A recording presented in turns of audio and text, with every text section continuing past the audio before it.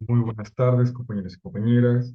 Les saludamos de parte del Grupo Acuerdo Estudiantil de Medicina. Me presento, soy el coordinador académico Alonso Salcedo.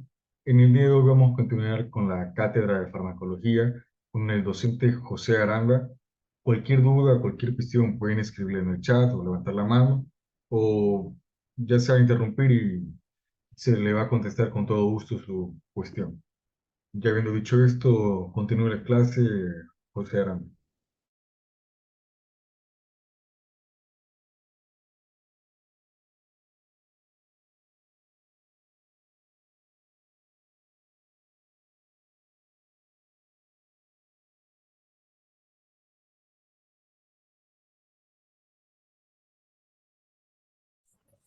Listo, buenas tardes chicos. ¿Me podrían confirmar si se me escucha? Siempre trato de verificar si se me escucha. Sí, ok.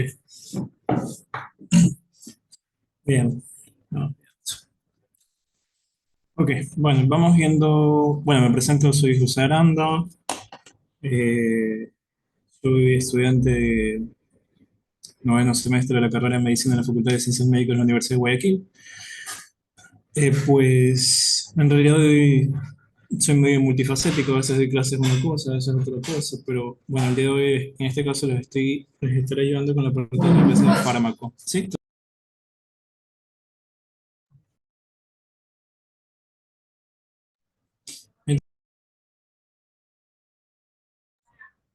Entonces, bueno, hoy día vamos a ver la parte de farmacología. No sé si tal vez estaba publicado el tema, pero lo que vamos a ver hoy día son AINES, antiinflamatorios no esteroideos, ¿sí? Bueno, entonces voy a proceder a compartirles un ratito.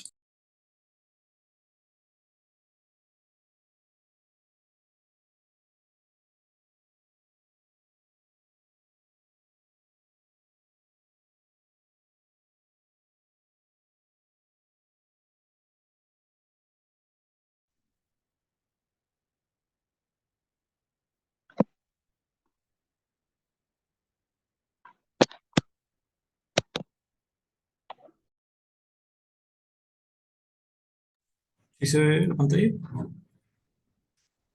Sí. Sí, sí se ve. Listo. Bueno, primero tenemos que saber más o menos, hay algunas cosas que las voy a escribir y hay otras cosas que no. Eh, bueno, eh, siempre hago este paréntesis siempre que doy fármaco y es que nosotros siempre, al menos en las clases de fármaco que yo doy, yo no tratamos mucho en dosis a no ser que sea relevante. ¿Ya? Eh, Y es otro paréntesis que tengo que hacer porque a pesar de que muchos, o mejor dicho, en cualquier cátedra de farmacología en realidad, a ustedes no les pregunten las dosis, ustedes tienen que ir adquiriendo en realidad la parte de las dosificaciones y cómo se va a ir administrando un medicamento, las vías, etcétera, conforme van yendo en los cursos en las carreras. Y eso es importante tener en cuenta. ¿Por qué? Porque prácticamente podríamos decir que ni en la misma materia de farmacología ustedes les van a decir apréndanse las dosis. Es algo que uno va a ir adquiriendo de poquito a poquito y que, bueno, de poco a poco, dependiendo de las patologías que uno va a ir adquiriendo los conocimientos de acuerdo a las materias que va a ir viendo, va apropiándose más o menos de las dosificaciones de los fármacos, ¿no? Pero bueno, eso es importante tenerlo en cuenta. Y ahora sí, volviendo al tema de que justamente es antiinflamatorios no esteroideos, hay que tener en cuenta la parte eh, de por qué se llaman así, ¿no? Antiinflamatorios porque tienen una característica, una propiedad particular de estos fármacos que son, como ya lo dice, antiinflamatorios. Ya vamos a ir viendo la cascada fisiopatológica de la inflamación. Eh, Dentro de estos AINES hay que tener en cuenta que asimismo, como bien lo dice su nombre, no contienen grupos esteroideos y es por eso que tiene el nombre de antiinflamatorios no esteroideos. Ahora, otra característica de este tipo de fármacos son por así decir, las propiedades que normalmente uno tiene que saberse al momento de que uno habla de AINES, porque de esta manera uno conceptualiza qué es un AINE y qué no es un AINE. Sí, entonces vamos bien. Ya mismo vamos a explicar esa cascada, por ahora vamos a ir viendo algo que es fundamental y que tal vez si lo digo al final me olvido, entonces mejor lo decimos ahorita. Vamos bien.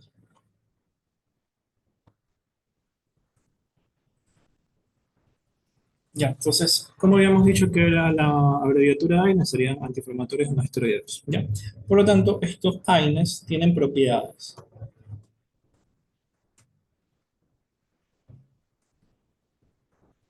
Por así decir, son como las características distintivas de este grupo de fármacos, ¿sí? Asimismo, como lo distintivo mío es usar lentes, tener barba y tener cabello, aunque muchas veces yo no tengo ni cabello ni barba y a veces tengo barba, bueno, asimismo vamos a tener que los AINES tienen sus particularidades, ¿no? Entonces, ¿cuáles son las características o las propiedades de los AINES? Habíamos dicho que era un antiinflamatorio, este grupo de fármacos son AINES o antiinflamatorios no esteroideos. Por lo tanto, pregunto, si yo digo que un AINE es un antiinflamatorio no esteroideo, ¿cuál sería la propiedad o la característica más relevante de este grupo de fármacos? ¿Cuál sería la primera propiedad que ustedes le darían a este grupo de fármacos? Solamente con el nombre. Antiinflamatorio. Es antiinflamatorio. ¿Ya?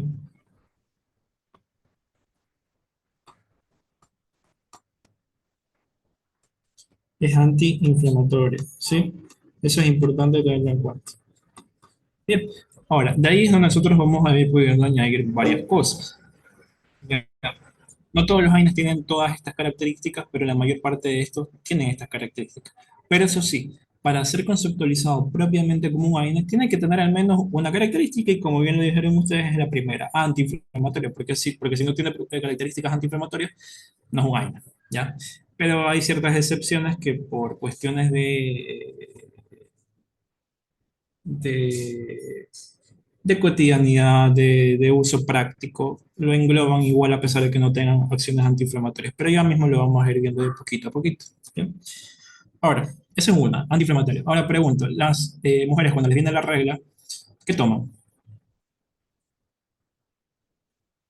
¿Alguien se sabe más o Ibuprofeno. menos? Ya Ibuprofeno de 200. generalmente toman ibuprofeno o generalmente toman naproxeno. Generalmente esas fármacos creo que vienen con el nombre de Femen, ¿no? Femen Forte, etcétera. Entonces, justamente, ¿con qué fin lo hacen? Con el fin de quitar el dolor. Entonces, otra característica de los AINES va a ser la analgesia.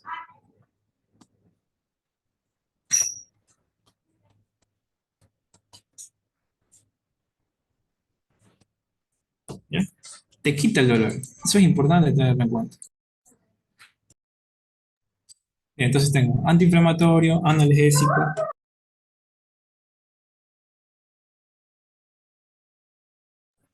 ¿Cuál sería lo otro? Ustedes, bueno, yo mismo vamos a hablar un poquito del paracetamol. Pero, ¿para qué toman paracetamol ustedes generalmente? Para la fiebre tiene antipirético. Ya, entonces vamos a tener otra Aliviar los característica. síntomas. Aliviar los síntomas, sí. En este caso, uno de los síntomas, por ejemplo, va a ser este, el dolor. Ah, Por otro, sí, que te sí. duela, ¿no? Entonces, por eso te tomas el paracetamol. Y por otro lado, tienes la fiebre, que es algo particular de nosotros que creo que levante la mano que no ha tenido fiebre nunca en su vida. Nadie va a alzar la mano. Entonces, eso es importante. Entonces, vamos a tener otra característica que sería la parte antipirética.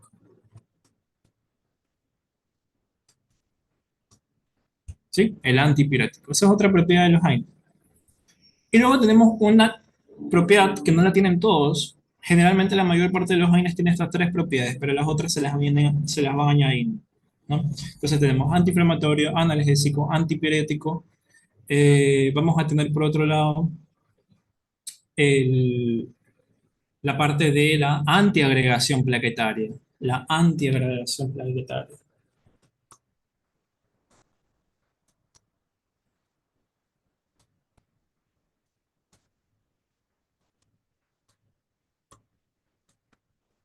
¿Sí? La antiagregación plaquetaria también es una de las características, no de todos los AINES, porque no todos los tienen y algunos lo tienen con mayor potencia que otros. Por ejemplo, hoy mismo vamos a hablar de uno de los típicos fármacos que dentro del contexto de AINES es el que más tiene antiagregación plaquetaria y que justamente es el ácido acetilsalicílico conocido también con el nombre de aspirina. ¿Ya?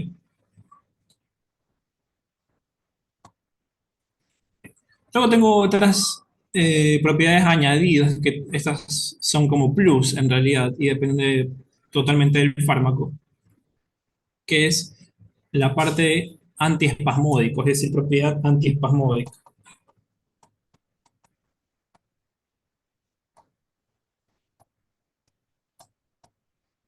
¿Sí? Por ejemplo, cuando hablo de antiespasmódico, quiere decir que, por así decirlo, un músculo se contraiga de manera abrupta.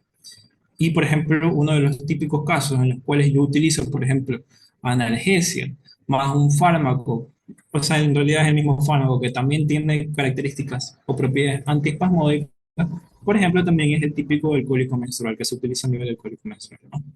Porque el útero se está contrayendo de manera abrupta, o también, por ejemplo, ya mismo vamos a hablar un poquito de los partos prematuros, que mismo vamos a hablar.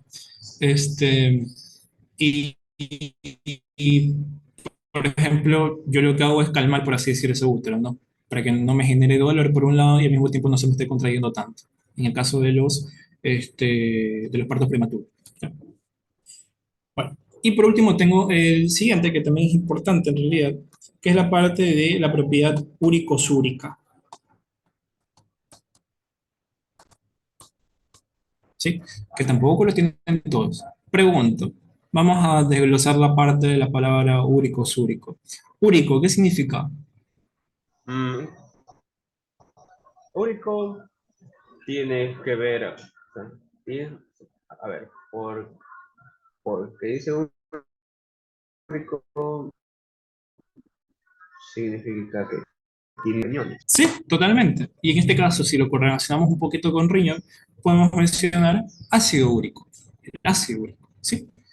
¿Ya? Entonces, tiene que ver con el ácido úrico y como bien lo dice la otra palabra, úrico hace referencia a ácido úrico y la parte de la otra, que sería úrica, hace referencia a orina. ¿Qué quiere decir esto? Que botas ácido úrico por la orina. Eso quiere decir, o sea, estás orinando ácido úrico. Bueno, entonces hay algunos fármacos que me generan este efecto úrico-súrico, ¿ya? Dependiendo de la dosificación. Por eso es que habíamos dicho al principio que no vamos a hablar tanto de dosis, pero en el caso de que sea relevante, sí lo vamos a hablar, ¿ya? Bien, entonces eso es una propiedad que la pueden tener algunos fármacos, por ejemplo, el ácido acetilsalicílico, dependiendo de su dosis, ¿sí? Dependiendo de su dosis. Ya. Entonces, estas son cuatro propiedades que, perdón, no son cuatro, son seis propiedades que ustedes las tienen que saber, las tienen que anotar, las tienen que resaltar y no se les puede olvidar. ¿Cuáles son las tres principales que no se deberían olvidar? Antiinflamatorio, analgésico y antipirético. ¿Sí? ¿Y cuál es el que le da el nombre a los AINES? La parte del antiinflamatorio. ¿Sí? Eso es importante tener en cuenta. Ahora, a partir de este concepto, nosotros podemos desglosar muchas otras cosas. ¿Ya? Por ejemplo, eh, el paracetamol, ¿ya? El paracetamol, o químicamente hablando, se denominaría, o farmacológicamente hablando, se llamaría acetaminofén. No es antiinflamatorio. Por lo tanto, en teoría, no lo conceptualizaríamos como un AINE, ¿ya?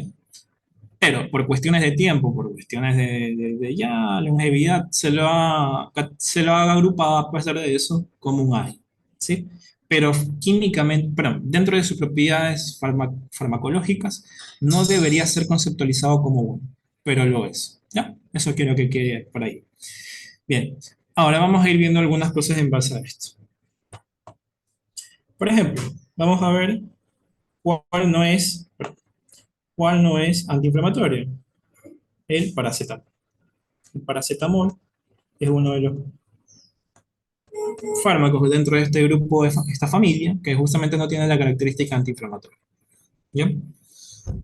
Dentro de estas propiedades, ¿cuál otro podría rescatar? Y para ir mencionando un poquito de fármacos, vamos a tener, por ejemplo, aquí el antipirético.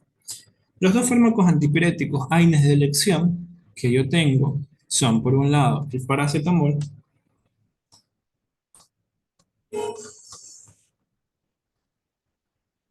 ¿sí? Y por otro lado tengo, perdón, y por otro lado tengo a el metamizol, también conocido como dipirona, o también conocido como novalgina. ¿sí? El metamizol, dipirona o novalgina. Es lo mismo, novalgina sería el nombre comercial. ¿Sí? Ahora, estos son los típicos casos en los cuales yo tengo fármacos que justamente ejercen su principal función, que es antipirético, ¿no? Paracetamol y metamizol. Ahora, una de las cosas que generalmente la gente se confunde es al momento en el que se les pregunta cuáles son los dos AINES principales a nivel con efecto antipirético, mencionan paracetamol y ya, chévere, está bien. Pero te falta el otro y ponen metimazol. No es lo mismo el metamizol que el metimazol. Yo estoy diciendo metamizol y el otro es metimazol. El metimazol es un fármaco que yo lo utilizo a nivel tiroideo, ¿ya? Para aquellos trastornos tiroideos. El metamizol, ese sí es un AINE. Sí, eso es importante tener en cuenta. No confundamos, no es lo mismo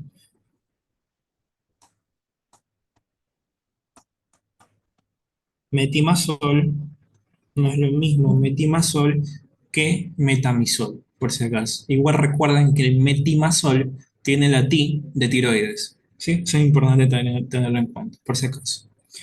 Bien, ya habíamos mencionado la parte de la antiagregación plaquetaria, ¿no? Dentro de los AINES, porque ojo, hay otros fármacos antiagregantes plaquetarios que ejercen su efecto en otro sitio de las plaquetas, pero que no son AINES. En este caso estamos hablando del típico AINE antiagregante plaquetario, que es el ácido acetilsalicílico.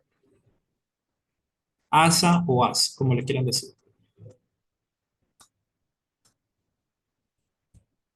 ¿Bien?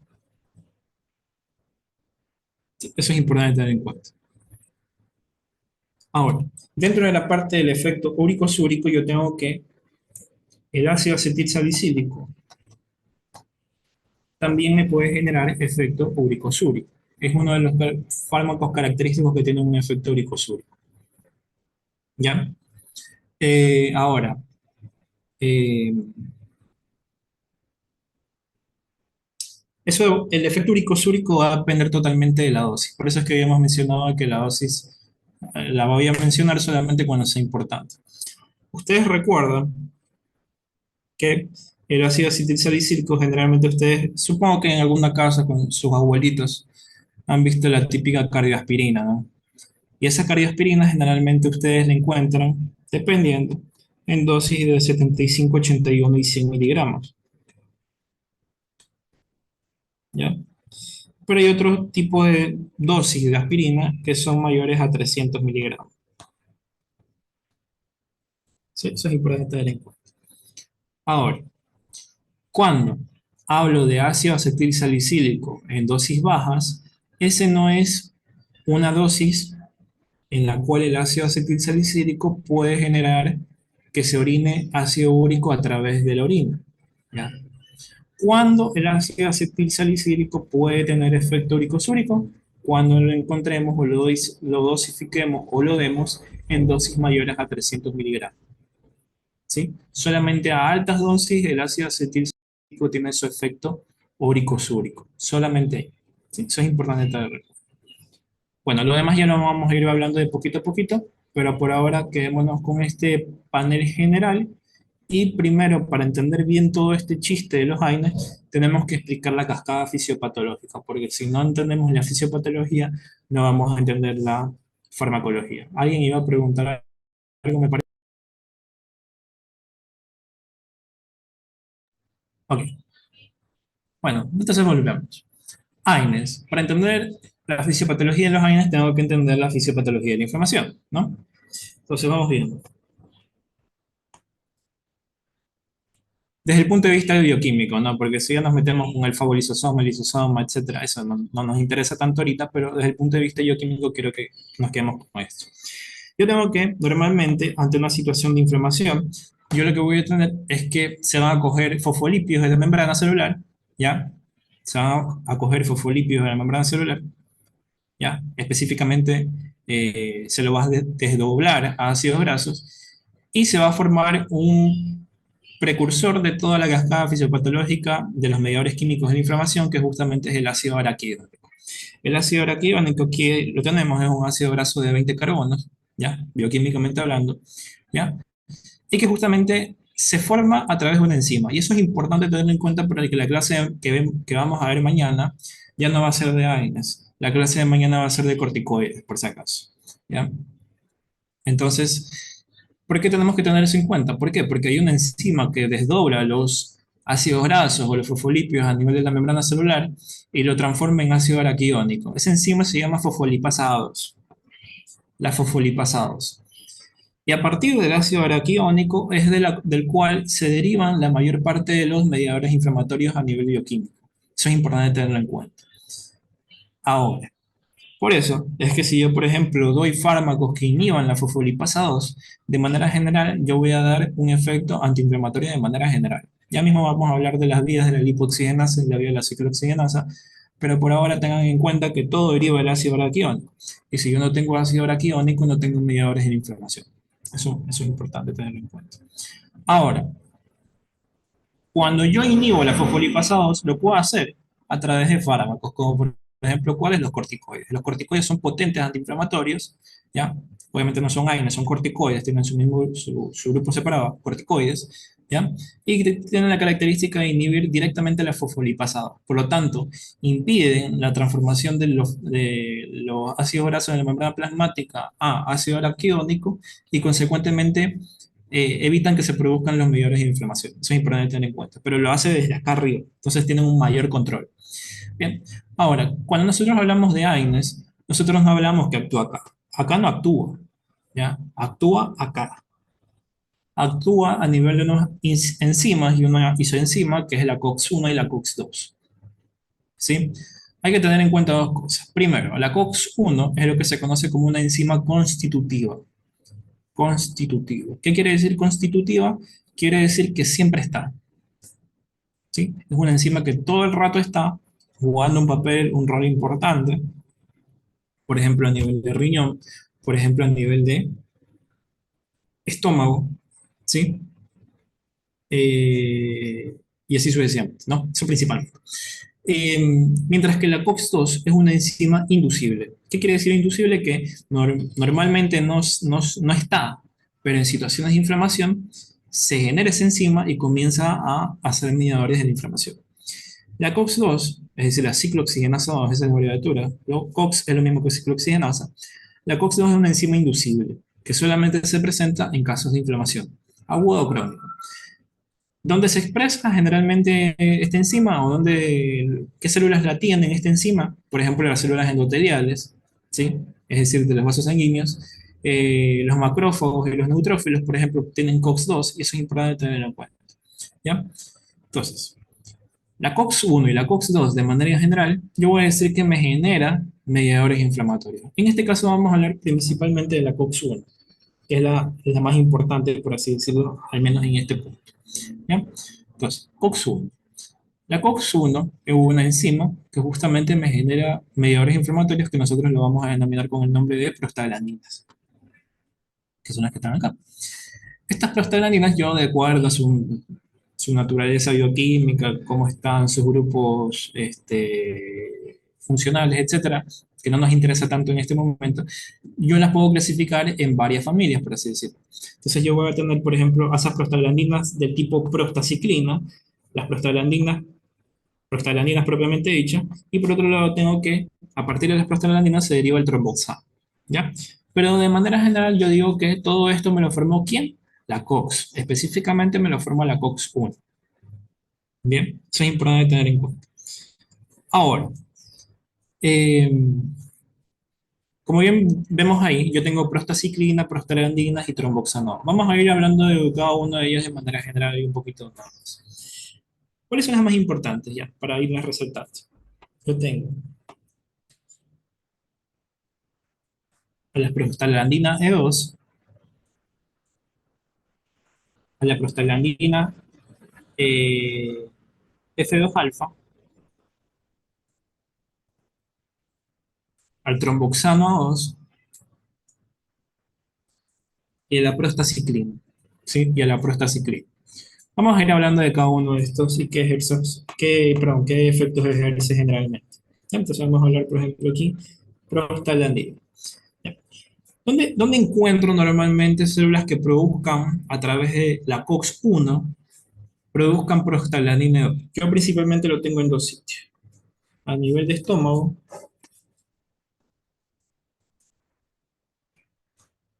y a nivel de riñón. ¿Sí? A nivel de estómago y a nivel de riñón. ¿Sí? Ahora, ¿qué hace a nivel de estómago la prostaglandina 2? Primero, me genera un moco espeso. Recuerden normalmente que las células foveolares secretan moco rico en bicarbonato para contrarrestar un poco esa parte, un poco, o sea, una superficie alcalina para amortiguar un poco el ácido clorhídrico que normalmente está en el estómago, ¿ya? Y de esta manera principalmente proteger la parte de la mucosa gástrica. Eso es importante tener en cuenta. Por otro lado, me regula el espesor del moco. ¿Qué quiere decir esto del espesor del moco? Que si yo tengo, por ejemplo, mucha secreción por parte de las células foveolares a nivel de la mucosa gástrica, pues voy a tener un moquito más espeso que me proteja frente al ácido clorhídrico que la misma mucosa, las células parietales, produce. ¿Sí?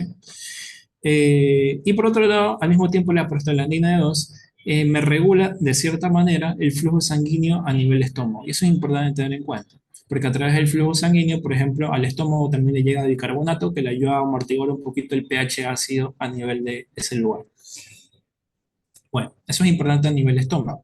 A nivel de riñón, lo que más nosotros tenemos que tener en cuenta, y siempre creo que es creo que la mayor parte de nosotros podemos estar de acuerdo en que una de las partes más complicaditas, pero más bonitas de la fisiología es la fisiología renal. Y dentro de la fisiología renal, una de las tantas cosas que me acuerdo, traumas de Vietnam, es de cómo era eso el mecanismo de la autorregulación túbulo-glomerular, etcétera, todas las cosas, pero bueno. El punto es que, no sé si ustedes recuerdan en alguna página de Guyton decía de que la arteriola aferente estaba protegida por la prostaglandina E2.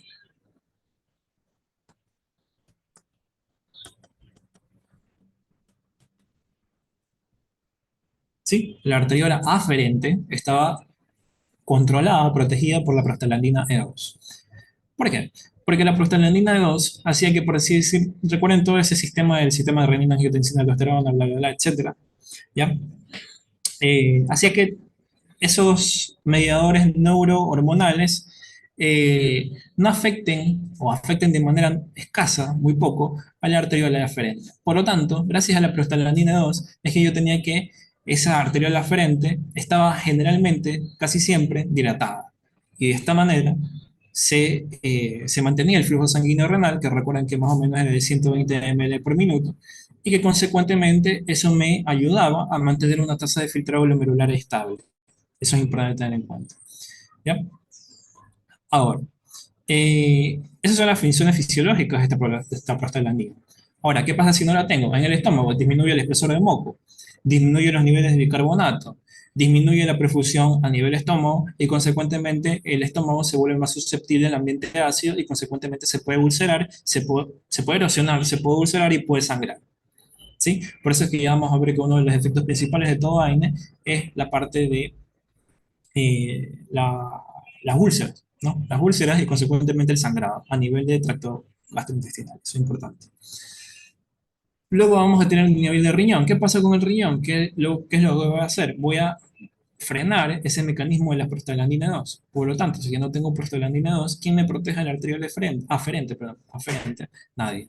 Por lo tanto, esa arteriola aferente que siempre mantenía su lumen dilatado, permeable, se va a comenzar a colapsar. Si comienza a colapsar, disminuye el flujo sanguíneo renal. Si disminuye el flujo sanguíneo renal, recuerden, disminuye la tasa de filtrado glomerular y consecuentemente, en raros casos, pero puede pasar, el paciente puede debutar con injuria renal. Luego voy a tener la PGF2-alfa. La PGF2-alfa, la prostaglandina eh, F2-alfa, eh, es más que nada una prostaglandina que es mediadora a nivel uterino. Sí, es uterina. Por lo tanto, interviene mucho en la parte del dolor en esa zona y sobre todo también a nivel de las contracciones uterinas. Y eso es importante tenerlo en cuenta. ¿ya? Por lo tanto, por ejemplo, si yo inhibo la prostaglandina F2 alfa, por lo tanto voy a disminuir el dolor a nivel de esa zona y consecuentemente al mismo tiempo voy a disminuir las contracciones uterinas. Eso es importante tenerlo en cuenta. Luego tengo el tromboxano A2. Ustedes recuerdan más o menos por fisiología, a nivel de fisiología sanguínea, ¿qué hacía el tromboxano? A nivel de, creo que se hablaba mucho del tromboxano a nivel de la parte de fisiología cuando se hablaba de la hemostasia primaria y la hemostasia secundaria, sobre todo la hemostasia primaria, obviamente. ¿Qué hacía el tromboxano? Bueno, si no recordamos, pues lo mencionamos. Uy, el tromboxano, recuerden que ustedes que era un potente vasoconstrictor, que justamente mediaba sobre todo ese espasmo miógeno local a nivel de la hemostasia primaria que detenía en cierta manera el sangrado, ¿no? O sea, no totalmente, obviamente, pero detenía. Entonces, el tromboxano de manera general vamos a decir que es un vasoconstrictor, pero al mismo tiempo, recuerden, como es parte de la hemostasia primaria, tiene que ver mucho con las plaquetas. Por lo tanto, el tromboxano 2 es agregante plaquetario, porque recuerden que a nivel de la hemostasia primaria había agregación plaquetaria. ¿Sí? Entonces, el tromboxano 2 que hemos dicho, primero, vasoconstrictor y segundo, agregación plaquetaria. Por otro lado, tenemos al otro polo, es decir, la prostaciclina o la prostaglandina I2. Eh, La PGI2, ¿ya? Eh, eh, es es un mediador químico que hace todo lo contrario al tromboxano. El tromboxano habíamos dicho que hacía vasoconstricción, esta hace vasodilatación. El tromboxano habíamos dicho que hace agregación plaquetaria. La prostaciclina eh, no promueve la agregación plaquetaria. ¿Sí? ¿Sí? Entonces, eso es importante tener en cuenta. No es que la inhibe, sino que no promueve la agregación plaquetaria. ¿Ya? Eso es importante tener en cuenta. Ahora, todo lo que hemos visto es en base a la COX-1. La COX-2, recordemos que normalmente se expresa a nivel de los macrófagos, neutrófilos y células endoteliales de los vasos sanguíneos, y que generalmente lo que va a hacer es darme secretar o generar factores de necrosis tumoral. Eso prácticamente. Asimismo, como tengo las vías de la COX a la izquierda, yo tengo a nivel de la derecha las vías no de la COX, sino de las lipoxigenasas, que no es lo mismo. Pero por ahora no vamos a entrar en detalle porque no vamos a hablar sobre esa parte de la vía lipoxigenasa, pero tengamos en cuenta que la lipoxigenasa me genera leucotrienas, mientras que los COX me generan prostaglandina. Esa es la única diferencia. Al menos para que nos quedemos con eso. Bien, entonces, ¿qué es lo que yo voy a tener si yo inhibo? Si yo inhibo, por ejemplo, la COX-1. Si yo inhibo la COX-1, que ya hemos mencionado que generaba prostaglandina, generaba prostaciclina, generaba tromboxano. Por lo tanto, yo voy a tener que a nivel, habíamos mencionado que también tenía que ver con el dolor, por lo tanto, yo voy a tener que por un lado me disminuye la inflamación, por otro lado me disminuye, por ejemplo, a nivel del tromboxano, me disminuye la agregación plaquetaria, ¿ya? Y obviamente hay otros cambios que ya mismo vamos a ver dependiendo del fármaco, pero por ahora quedémonos con esa parte de que obviamente cumple con su función antiinflamatoria. ¿Por qué? Porque inhibe la COX-1 e inhibe la COX-2. Ahora, eso es importante tener en cuenta ahorita que estamos hablando de las COX. Yo tengo dentro de los AINES eh, dos tipos de AINES de manera general, si yo los clasifico así a grosso modo. No, ojo, no quiero decir que no sea importante, pero lo que es más útil es clasificar a los AINES de acuerdo a su selectividad. Es decir, si son COX-1 selectivos o si son COX-2 selectivos. ¿Ya? Generalmente lo que yo voy a encontrar son AINES que no son selectivos. ¿Qué quiere decir que no son selectivos? Yo voy a tener, viendo por acá,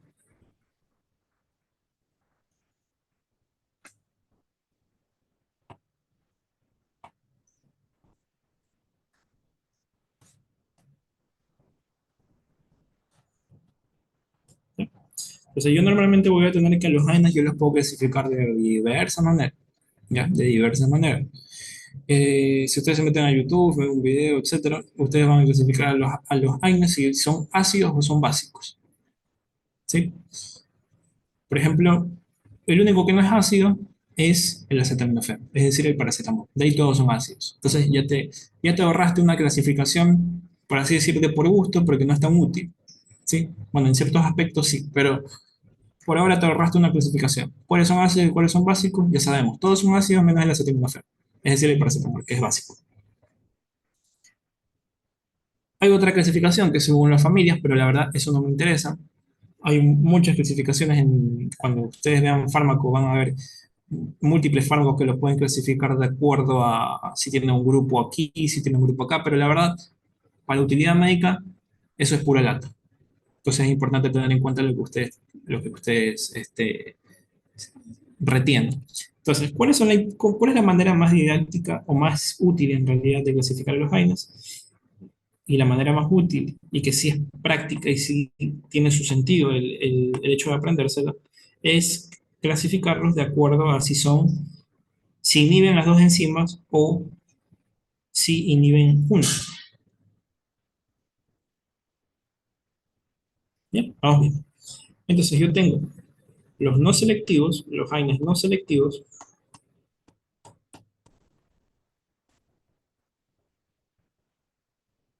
y los AINES selectivos. ¿Sí? Yo tengo los selectivos y los no selectivos. ¿Qué quiere decir no selectivos?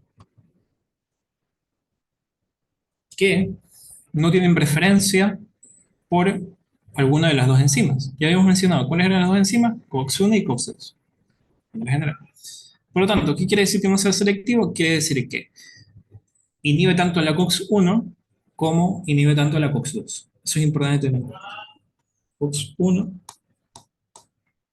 y COX-2. Es decir, como que si tuvieran una inhibición mixta o mixta, déjame mi queso. Entonces, esos son no selectivos. COX-1 y COX-2. Inhiben tanto a las 1.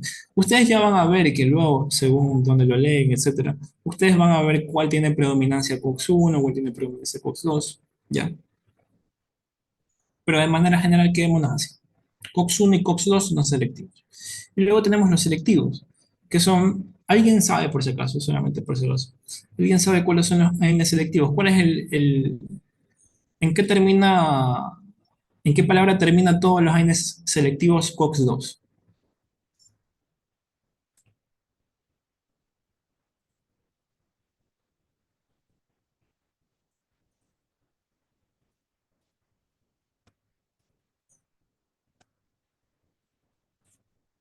Los COSIPs, ¿no?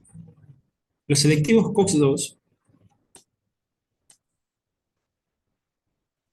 los selectivos COX-2 son todos los que terminan en COSIP. Son lecosip, etolicosip, ¿sí?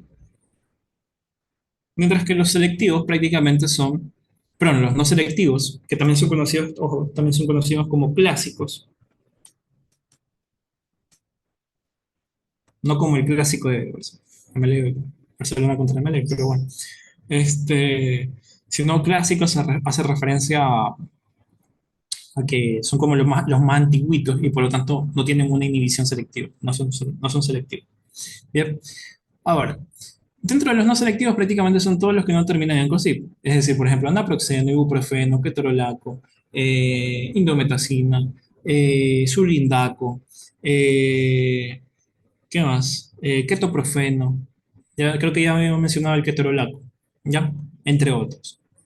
¿Qué quiere decir eso? Que no tienen una selectividad por la COX. En este caso, la mayor parte de los fármacos que son selectivos para COX-2. ¿Por qué? Pregunto, ya hemos mencionado un poquito la parte eh, de qué hacía la COX, sobre todo la COX-1. Por ejemplo, ya habíamos mencionado que la COX-1 siempre la tengo, mientras que la COX-2 solo es cuando tengo inflamación. Entonces, pregunto, en base a lo que les dije, eh, ¿por qué ustedes creen que trataron de sintetizar fármacos que solamente serán selectivos COX-2 eh, para la gente? Digo, pregunto.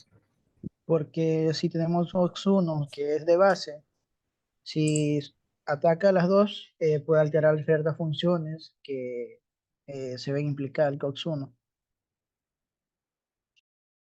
Totalmente como dijo Anthony. Entonces, ustedes recuerdan el COX-1, siempre que hablemos de COX, ya hemos mencionado las funciones de la COX-1, la parte de la agregación plaquetaria, antiagregación plaquetaria, etcétera, bla, bla, bla, pero siempre tienen que tener una así como de...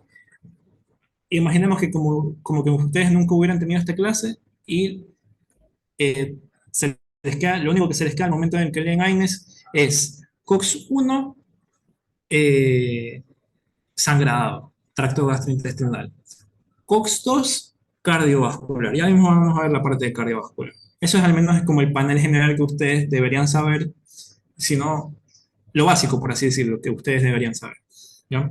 Entonces, como bien dijo Anthony, es como que yo le quito algunas funciones que recordemos que el COX es constitutivo, por ejemplo, a nivel del estómago, a nivel del riñón, y por lo tanto, yo voy a tener ciertas alteraciones principalmente a nivel de estómago, a nivel de tubo digestivo de manera general, pero también puedo tener alteraciones a nivel renal, ¿sí?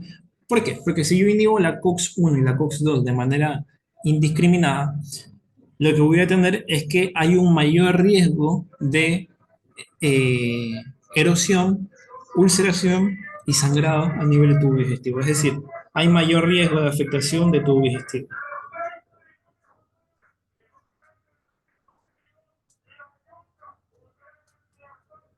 Ya sea erosión, ya sea ulceración y ya sea sangrado. Sobre todo el sangrado, que en este caso sería lo más grave, ¿no? Bien, entonces tenemos eso, ¿no? Eso sería con los clásicos. Ese es el principal riesgo de los clásicos prácticamente. El riesgo a nivel de tracto gastrointestinal, a nivel de erupción, ulceración y sangrado. Y en los COX-2 yo tengo el riesgo que generalmente siempre lo mencionamos así, que es el riesgo cardiovascular. ¿Por qué? Porque veamos lo siguiente. Con esto se dice mucho en realidad. Digamos que yo freno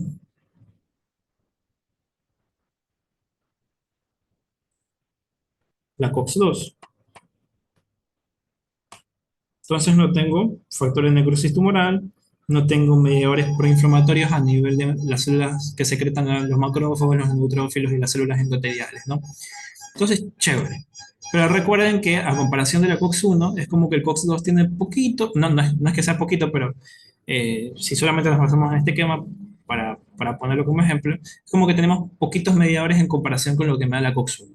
Ustedes recuerden, la COX-1 me da prostaciclinas, prostaglandinas y tromboxano. Entonces, ¿qué es lo que ocurre si yo solamente inhibo COX-2?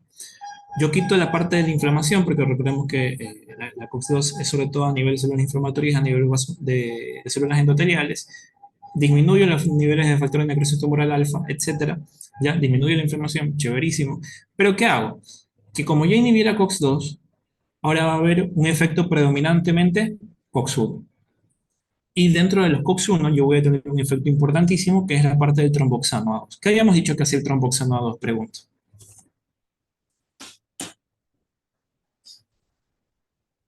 Hacía contracción a nivel de los vasos sanguíneos y también la agregación. Ya, exactamente. Entonces había agregación plaquetaria y había vasoconstricción. Por lo tanto, agregación plaquetaria. Ya, eso es importante tenerlo en cuenta. ¿Por qué? Porque los COX-2 se han asociado a un mayor aumento del riesgo de eventos cardiovasculares o inclusive strokes. Entonces eso es importante tenerlo en cuenta. ¿Por qué? Porque el COX-1 comienza a predominar más y sobre todo comienza a predominar más la acción del tromboxano. Y eso es importante tenerlo en cuenta. ¿Sí? Bien. Entonces esa es la razón por la cual yo siempre, como, es por así decir, como o sea, cuando a mí me bautizaron José, así mismo a las Cox la bautizaron. A ver, Cox 1, tú vas a ser, perdón, si es un AINE no selectivo, disculpe, si es un AINE no selectivo, yo te voy a bautizar que a ti, si solamente te dan a ti no selectivo, el efecto adverso principal va a ser gastrointestinal. Mientras que a ti, COX-2, te voy a bautizar que el efecto adverso principal va a ser cardiovascular. o inclusive a nivel cerebral. Eso es importante tener en cuenta. Bien, entonces eso es importante que lo tengan en cuenta. Ahora, vamos a hablar un poquito de la parte de los no selectivos, es decir, de los clásicos, de los que inhiben COX-1 y COX-2, ¿no? Entonces yo tengo que aumentan el riesgo de sangrado a nivel de tubo digestivo.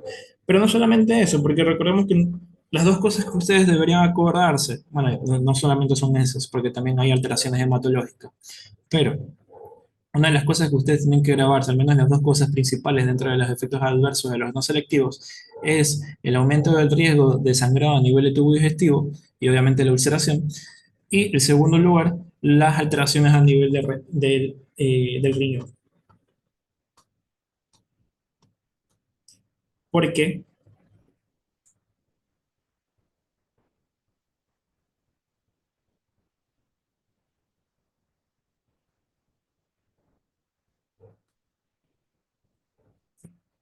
¿Qué habíamos dicho hasta que dibujo? ¿Qué habíamos dicho que hacía la PGE2, la prostaglandina E2?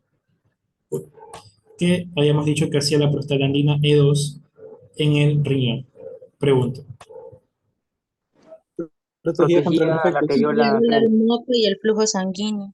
Exactamente, entonces protegía, como bien lo dijo, por ahí escuché, protegía la arteriola aferente para que se mantenga el flujo sanguíneo renal y consecuentemente como yo mantenía el flujo sanguíneo renal, pues la tasa de filtrado glomerular se mantenía. Sí, eso es importante tenerlo en cuenta. Ahora, si yo quito ese mecanismo protector de la PG2, yo voy a tener que esta arteriola aferente, por ejemplo, va a disminuir en su calibre. Si disminuye su calibre, disminuye el flujo sanguíneo renal. Si disminuye el flujo sanguíneo renal, disminuye la tasa de filtrado glomerular. Y si disminuye la tasa de filtrado glomerular, por ejemplo, yo puedo entrar en lo que nosotros conocemos como injuria renal. No solamente aguda, pero injuria renal. ¿Sí? Y otra de las complicaciones, sobre todo a nivel del riñón, y otra de las complicaciones que sucede a nivel de riñón es que ustedes recuerden, y eso es importante que lo tengan en cuenta, que los AINES retienen sodio y agua. Los AINES retienen sodio y agua. Esa es una de las cosas claves que ustedes tienen que saber de los AINES. Los AINES retienen sodio y agua. Y eso es importante tener en cuenta, sobre todo en aquellos pacientes hipertensos. ¿Sí? Entonces, eso es importante tener en cuenta. Ahora, estábamos en riñón, ¿no? Habíamos mencionado que podíamos generar injuria renal, pero no solamente eso de injuria renal, sino que también podemos generar algo que se conoce como nefritis intersticial.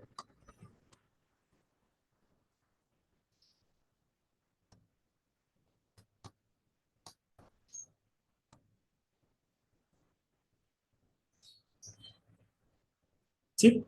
Que en realidad es un tipo de injuria renal, pero bueno, algunos lo ponen aparte. Nefritis intersticial, sobre todo con el uso crónico indiscriminado de AINES, eso es importante tener en cuenta. Eh, ahora, por eso es que yo siempre tengo que tener un ojo con qué tipo de AINE yo voy a dar. Ya sabemos que los selectivos son los COSIPs, heterocosip, selecosip principal. Y dentro de los no selectivos son la mayor parte de los que ustedes conocen, ¿sí? Bien, pero ya los vamos a ir mencionando por si acaso, así que tranquilo. Eh, Ahora, antes de seguir, habíamos mencionado el riesgo a nivel digestivo, el riesgo a nivel de riñón. Ah, ya, y otra cosa que tienen que tener en cuenta. Cuando ustedes van a dar un AINE, obviamente tienen que saber cuál es el más inocuo y cuál es el más lesivo, ¿ya? Y no solamente eso, sino que también tienen que ver la edad del paciente. ¿Por qué? Porque dependiendo de la edad, ustedes van a ver que estos efectos, por ejemplo, pueden ser más heavies dependiendo del paciente. Por ejemplo, yo, bueno, no yo, porque yo sí estoy medio fregado del estómago, pero por ejemplo, Anthony, ya. Anthony, eh, no se me inventó. ¿Cuántos años tiene? 26 años. Ah, ya está, joven. 26. Digamos que usted le van a dar un AINE, pues bueno, dicen, ah, está pelado, todavía aguanta. Ya démosle cualquiera, un ketorolaco, ya. Me invento. Chévere. Pero no es lo mismo poner ese contexto, por ejemplo, un paciente que ya ha tenido úlceras duodenales o úlceras gástricas, ¿ya? O un paciente que tiene, por ejemplo, algún sangrado de tubo digestivo, ya conocido, o que, por ejemplo, que sea un paciente mayor a 60 años. Sobre todo la edad es un factor importante a nivel de dar, o sea, a nivel de determinar qué tipo de AINE doy. Y generalmente los pacientes mayores a 60 años son los que más riesgos de sangrado y obviamente mayor afectación renal tienen.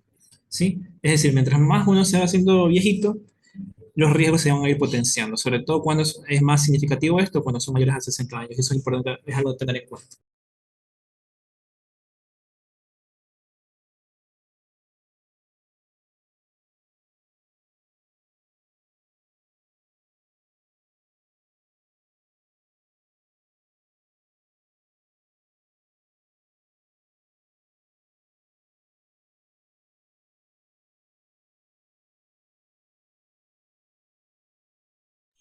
Listo, disculpa. Este, bien, entonces estamos en eso de la edad, ¿no? Entonces siempre hay que tener en cuenta la parte de la edad. Eh, ahora, ¿cuál es generalmente el fármaco más inocuo, o más relax que ustedes pueden encontrar a nivel de los AINES no selectivos? El más común y el más utilizado. El más utilizado es el ibuprofeno, ¿sí? El ibuprofeno.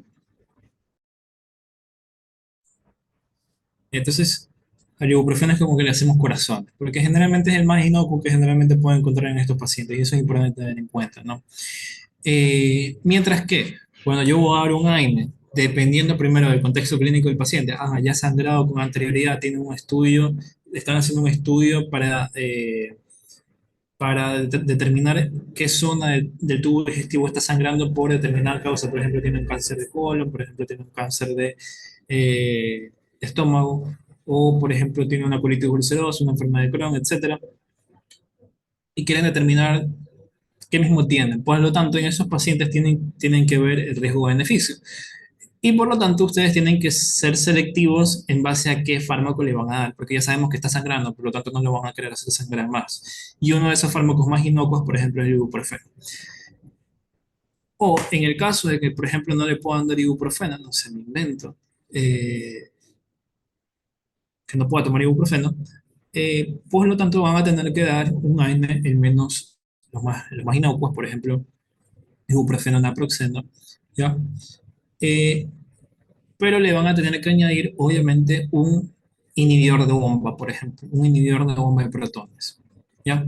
Puede ser un omeprazol o es un omeprazol, ¿sí? Eso es importante tener en cuenta. ¿Ya? Entonces, ustedes siempre tienen que tener en cuenta la parte de la clínica, la parte de las manifestaciones, o sea, de los factores de riesgo que tiene el paciente, y al mismo tiempo otros fármacos con los cuales ustedes puedan ayudarse si están en una situación media engorrosa, ¿no? Por ejemplo, la parte, por ejemplo, imagínense un paciente que tiene más de 60 años y de paso tiene un sangrado a nivel de tubo digestivo, por lo tanto es medio complicado determinar qué fármaco darle, por lo tanto tengo que dar un AINE o un protector, por ejemplo, un inhibidor de bomba. Sí, eso es importante tener en cuenta. Bien, a ver, entonces estábamos en esto, déjenme hacer esto chiquito para seguir explicando.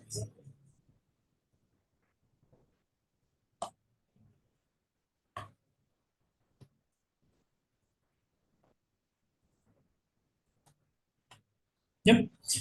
Entonces, esto, ¿no? Ahora, otra manera en la que ustedes clasifican a los AINES y que también en realidad es un poquito útil, es la parte de ver si la inhibición de las COX, es decir, ya sea la COX-1 como la COX-2, es reversible o es irreversible. ¿Qué quiere decir que sea reversible?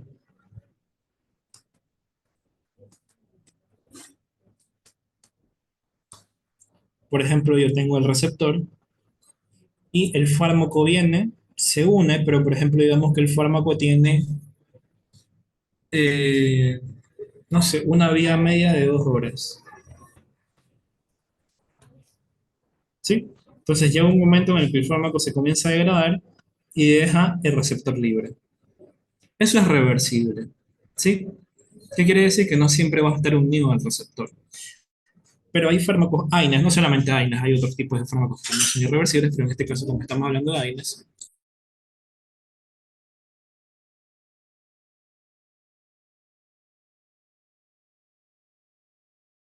En este caso, como estamos hablando de AINES, vamos a tener fármacos AINES irreversibles. ¿Qué quiere decir esto?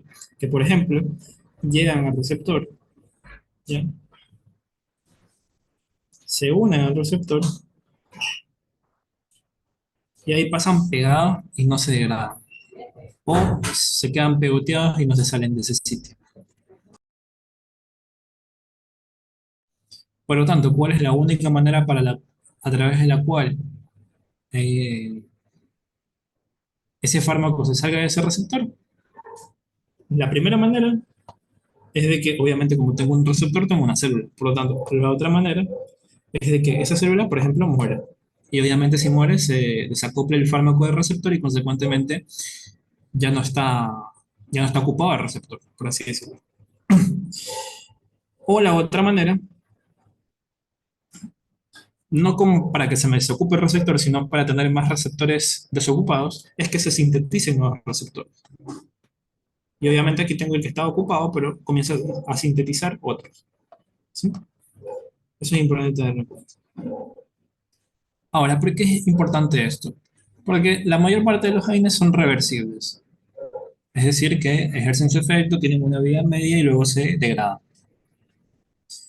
Pero hay uno en particular que tiene un efecto, es un AINE, pero que tiene un efecto irreversible. Es decir, que siempre viven pegoteados frente al receptor, ¿ya? Que luego, obviamente, eh, inhibe que se produzcan COX, ¿no? COX-1 y COX-2, y por lo tanto siempre van a estar pegoteadas a nivel de la superficie de la célula. Y el único fármaco que es irreversible de todos los AINES es el ácido acetilsalicílico.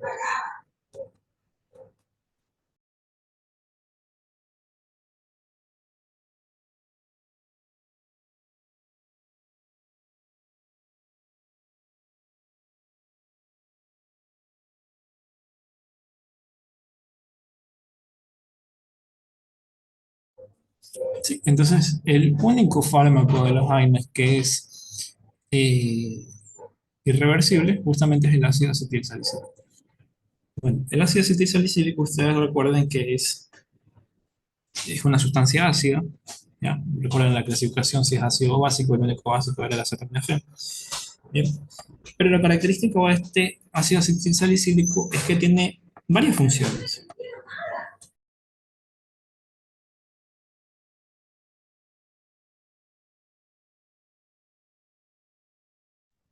Vamos viendo entonces. Tiene función antiinflamatoria, tiene función antipirética, tiene función analgésica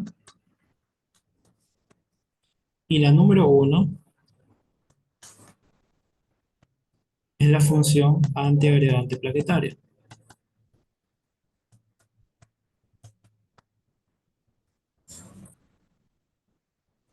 ¿Sí? Entonces yo tengo el ácido acetilsalicílico, que es antiagregante plaquetario, antiinflamatorio, antipirético y analgésico. ¿Sí? Bien.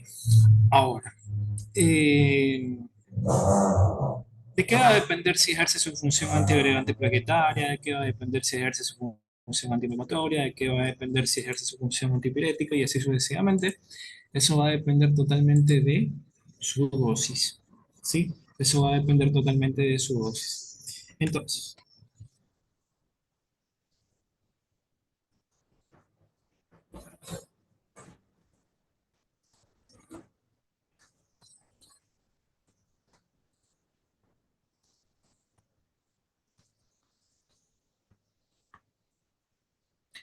Entonces, yo tengo dosis de 75, 81 y 100 miligramos. ¿Sí? Dosis de 75, 81 y 100 miligramos ejercen efecto antiagregante plaquetario.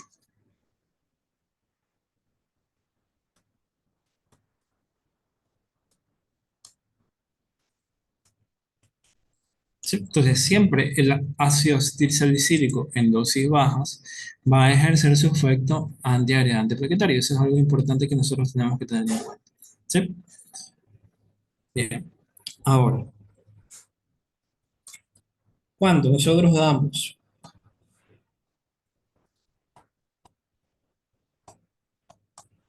dosis mayores a 300 miligramos, es cuando se va a comenzar a ejercer su efecto, los otros efectos. Por ejemplo, el efecto analgésico, el efecto antipirético y el efecto antiinflamatorio. ¿Sí? Entonces vamos bien. Cuando eh, la dosis está entre 300 y 2400 miligramos, es decir, 2,4 gramos, ¿sí? Ejerce, perdón, su efecto antipirético,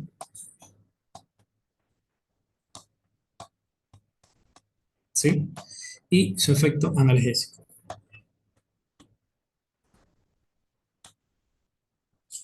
Mientras que cuando se sobrepasa la dosis de 2400 miligramos, ejerce su efecto antiinflamatorio.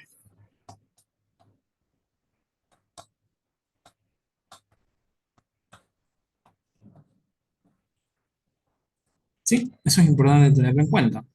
¿Por qué? Porque, por ejemplo, en algún momento si ven, por ejemplo, cardiopatías isquémicas o si ven, por ejemplo, trastornos del ritmo, por ejemplo, arritmias, ¿sí?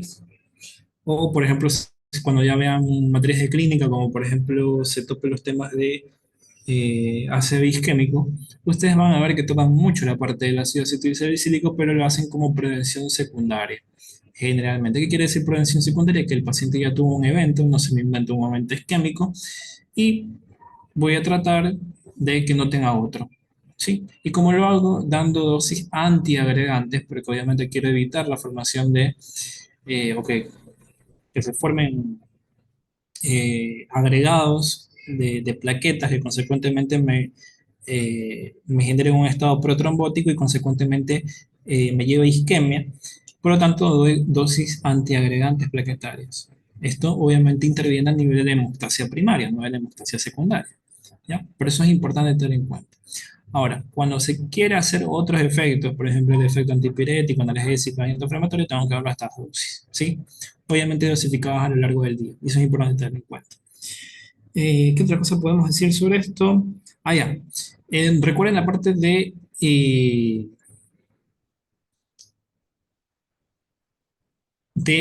que la aspirina, o también conocido como el ácido acetilsalicílico, tiene un importante efecto adverso, sobre todo cuando se da a nivel de niños, ¿no? Cuando ya sobrepasan dosis terapéuticas, y eso es importante tenerlo en cuenta. ¿Ustedes recuerdan o saben más o menos cómo se llama ese síndrome que generalmente se da en los niños por eh, tomas o intoxicaciones por ácido acetilsalicílico? ¿Saben el nombre del síndrome?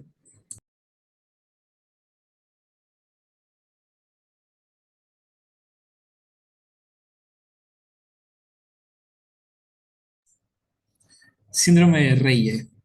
Reye. Sí, síndrome de Reye. ¿Ok?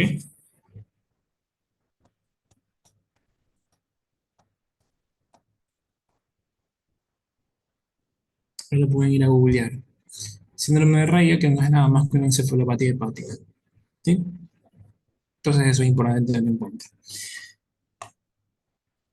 Bueno, creo que está pequeño. Bueno, entonces eso es uno de los AINES que hemos estado hablando, ¿no? ¿Qué otra cosa más podemos mencionar sobre el uso de los AINES? Ya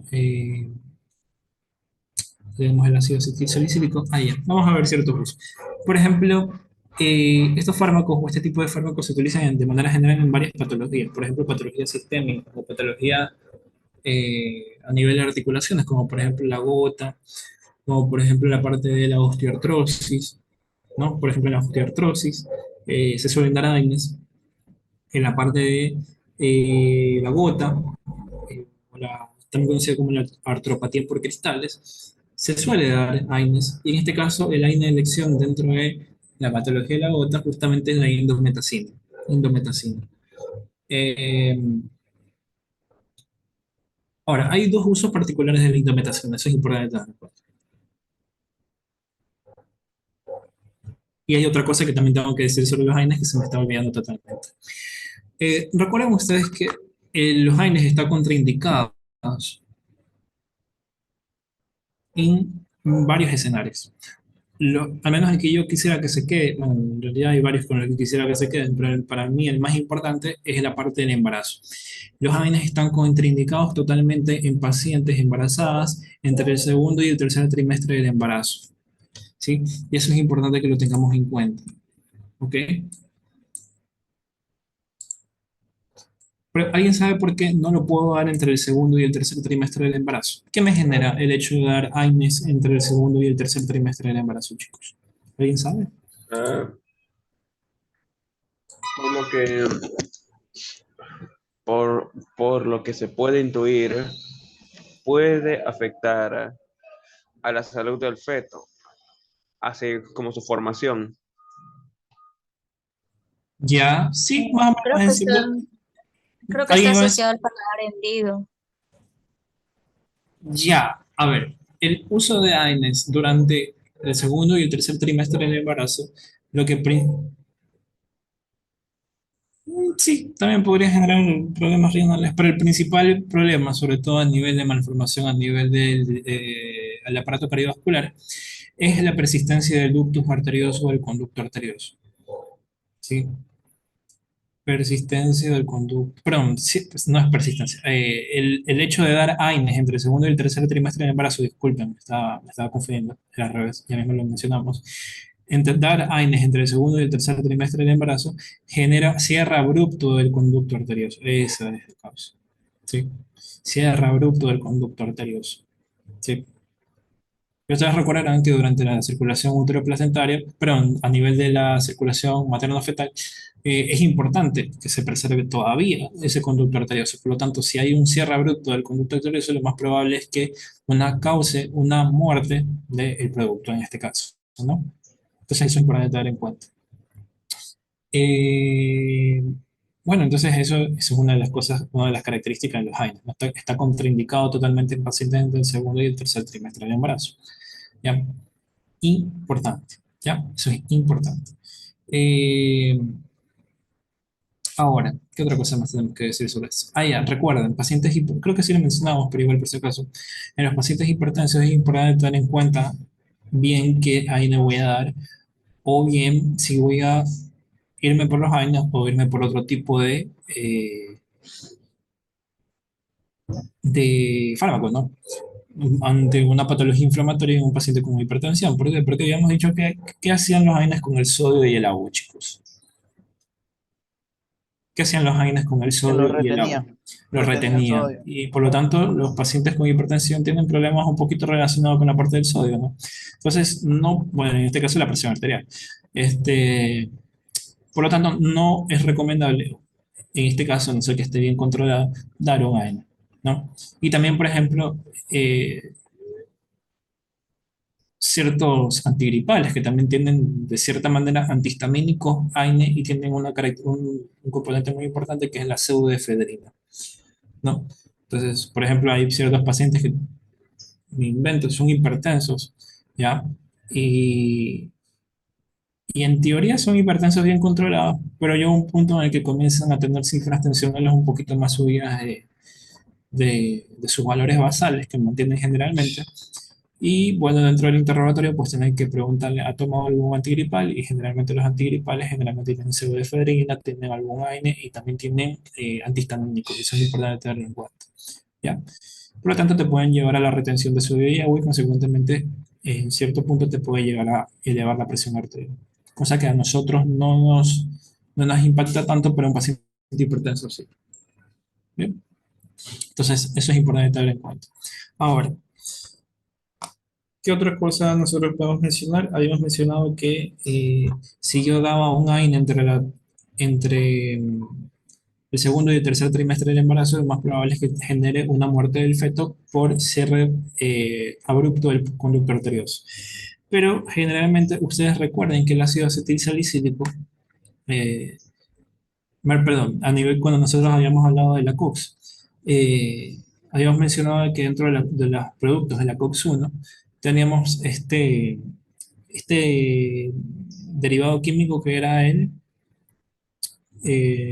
la prostaglandina F2 alfa, ¿no?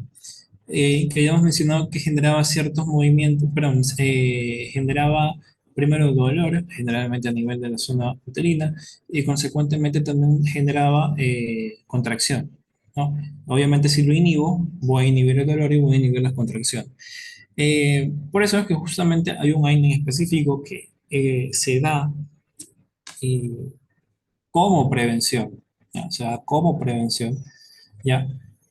Para evitar justamente la parte de la preeclampsia y la eclampsia, ¿ya? Y este AINE, que justamente es el que venimos mencionando que puede hacer esto, es el ácido acetilsalicílico que justamente se puede dar antes de la 20ª semana de gestación. Y eso es importante tener en cuenta, ¿sí? Antes de la 20ª semana de gestación. Porque recordemos que entre el segundo y el tercer trimestre me generan los efectos que ya hemos mencionado. ¿Ok? Bien. Y ahora viene otra pregunta. Eh, Hemos mencionado que los AINES, hoy hemos dicho varias cosas de los AINES, pero no lo hemos anotado, ¿no? Hemos mencionado que los AINES preferiblemente no en hipertensos.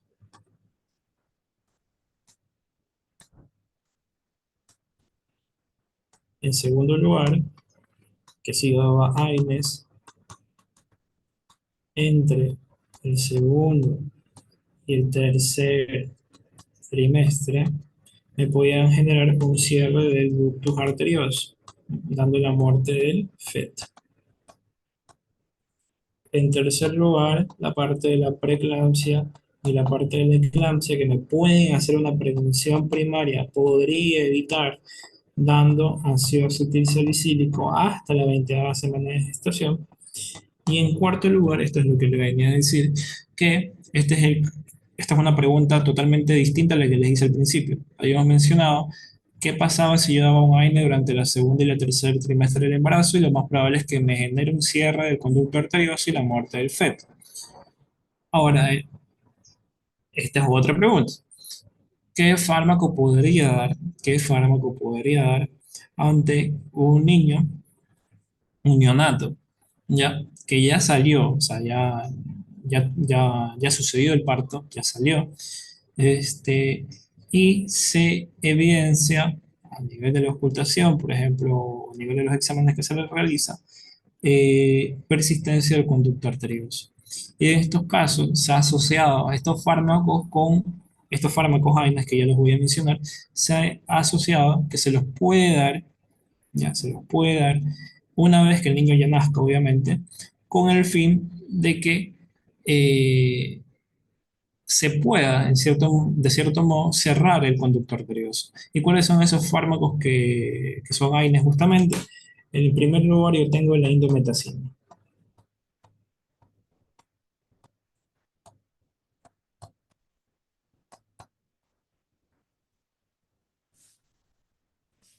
¿Ya?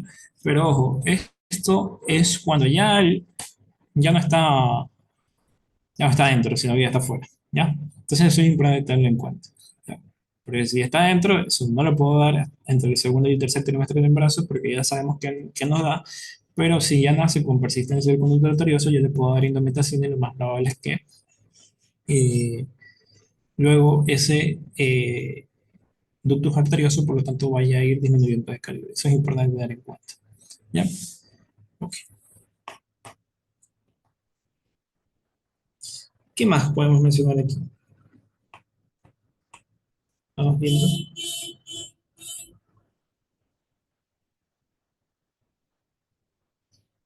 Ya. A ver, ¿qué otra cosa más que se me está olvidando? Ácido acetilsalicílico. Bueno, ustedes ya habíamos mencionado que los COX-2 selectivos son los COSIPs, mientras que los otros son todos los que ustedes pueden conocer: naproxeno, ketoprofeno, ketorolaco, diclofenaco, indometacina, sulindaco, y así sucesivamente, acetaminofén, ¿ya? Y obviamente cada uno tiene sus características, cosa que no, lastimosamente no vamos a alcanzar totalmente a hablar de cada uno de estos fármacos, pero estoy tratando de englobar al menos los más relevantes. Por ejemplo, vamos a hablar ahorita del ácido acetilsalicílico.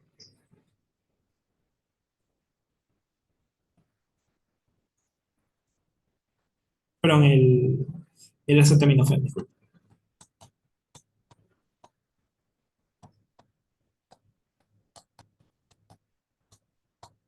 Entonces, ¿qué hemos mencionado sobre este fármaco? Pregunto, creo que sí lo dijimos en algún momento, ¿qué es? De las propiedades que mencionamos antes, ¿cuáles posee el acetaminofén? Antipirótico y para el dolor. Antipirético y analgésico. Ujú. Analgésico. No tiene propiedades antiinflamatorias, solamente te sirve para el dolor, es sintomatológico, ¿no? Entonces eso es importante tener en cuenta. Ahora, recuerden ustedes, una de las cosas que generalmente se dice, ¿cuál es la dosis máxima de paracetamol que normalmente puede tener un individuo? ¿Alguien sabe más o menos cuánto es la dosis máxima? No me acuerdo si son 2 gramos al día o 4 gramos al día. 4 gramos al día, 4 4 gramos. gramos.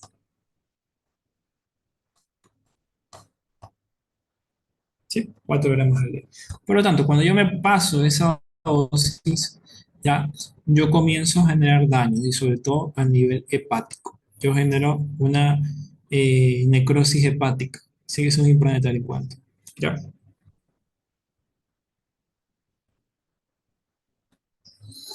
Ahora, una vez, por ejemplo, digamos que yo sobrepaso esa dosis máxima,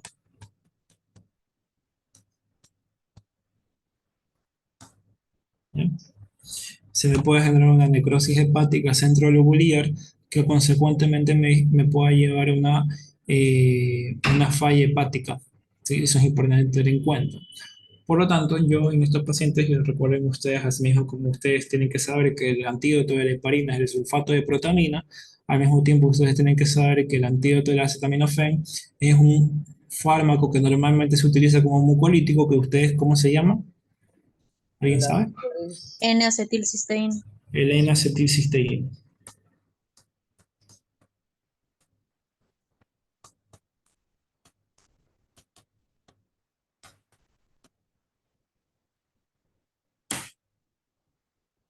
¿Ok? Entonces, esto es importante que lo tengamos en cuenta. Ahora, ¿qué otra cosa más podemos mencionar? Ah, ya.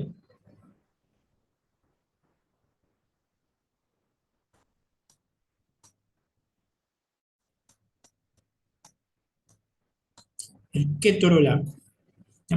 Nosotros generalmente, o sea, no solamente en AINES, en realidad se trata, eso es como si la clase en vez de ser AINES, la hubiéramos puesto como farmacología de analgesia. ¿Ya? Pero dentro de la analgesia ustedes tienen que tener en cuenta que ustedes clasifican, por así decir, a los fármacos de acuerdo al dolor que trata. Y por ejemplo, el ketorolaco generalmente trata dolores más de 6. ¿Qué quiere decir esto? Que es un buen fármaco dentro de la categoría de los AINES, es un buen fármaco eh, que calma el dolor, ¿ya? Porque ustedes, no sé si en algún momento tal vez lo vieron o conocen un poquito, ustedes siempre, de acuerdo a la escala del dolor, ustedes van más o menos orientando qué tipo de fármaco yo doy para ese dolor. Sí, pero por ejemplo, ahorita que estamos hablando de la AINES, ahorita se me vino a la mente algo que vi hace como 2 años, que justamente es la parte del ketorolaco. El ketorolaco es uno de los grandes AINES que podríamos mencionar que sirven para dolores de moderados a graves. Eso es importante tener en cuenta.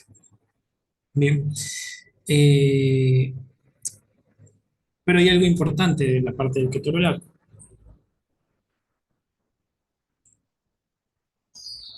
¿Sí? El ketorolaco no es antiinflamatorio.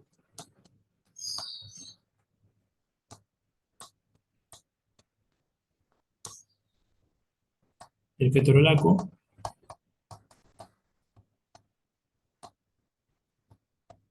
solo es analgésico. Eso es importante tener en cuenta. Por eso es que siempre decimos que de manera general, un antiinflamatorio no esteroideo es aquel que tiene características antiinflamatorias, pero por cuestiones de la vida, por cuestiones de longevidad de estos fármacos antes de que se investiguen propiamente cuál tenía características antiinflamatorias y cuál no. Por cuestiones de la vida quedaron agrupadas todavía en la parte de los antiinflamatorios no esteroideos, ¿no? Pero bueno, ketorolaco. Eh, ¿Qué otra cosa más podemos mencionar? Ya hemos mencionado la indometacina, ya hemos mencionado el ácido acetilsalicílico, algo que tal vez se me esté olvidando.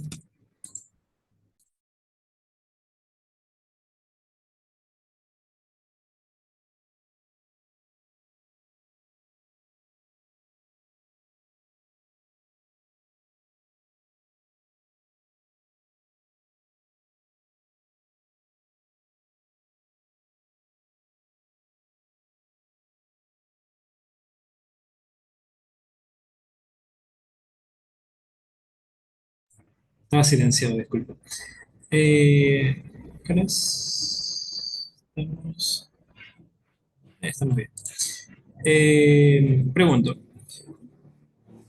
ustedes, o sea, supongo que en algún momento tomaron alguna medicación, ¿no?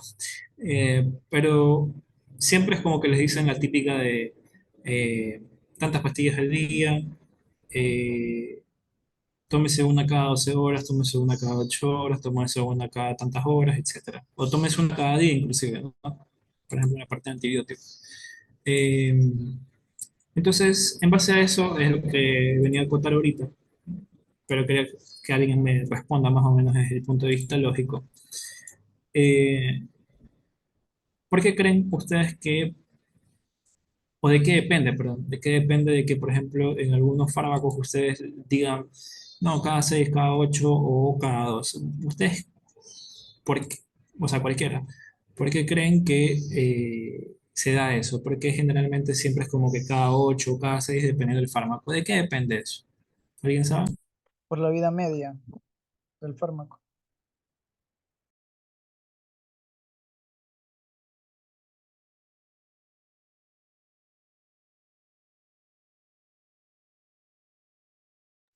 Perdón. Justamente por la vida media del fármaco. ¿Ya? Entonces, de acuerdo a la vida media, de acuerdo a la vida media del fármaco, justamente es que yo voy a dar más o menos la dosificación. ¿Por qué? Porque, por ejemplo, si tiene más vía media, es decir, dura más tiempo en sangre, obviamente yo voy a dar, lo voy a dar, por ejemplo, menos tiempo. O, por ejemplo, en el caso de que tengo una vida media corta o tengo una vida media intermedia, por así decirlo, obviamente eh, voy a tener que dar de maneras repetidas durante el día, ¿no? Entonces, otra manera didáctica, y en realidad es importante, todos los libros en realidad lo tienen, pero lo tienen distribuido de una manera tan engorrosa que ni siquiera a veces dan ganas de leerlo, es viendo la vida media del fármaco. ¿Sí? Entonces vamos bien. Creo que tal vez con esto terminemos, que en realidad esto es algo también importante. Entonces, ¿cuáles, de manera general en los AINES, ¿no? Los más importantes, ¿cómo yo podría clasificar a los AINES de acuerdo a su vida media? Entonces yo tengo vida media corta, ¿ya? De vida media intermedia y en vida media larga, ¿sí? Bien. ¿Cuáles son los de vida media corta? Voy a tener el ibuprofeno, ¿sí? Ibuprofeno, diclofenaco, ¿bien? Y el ketoprofeno,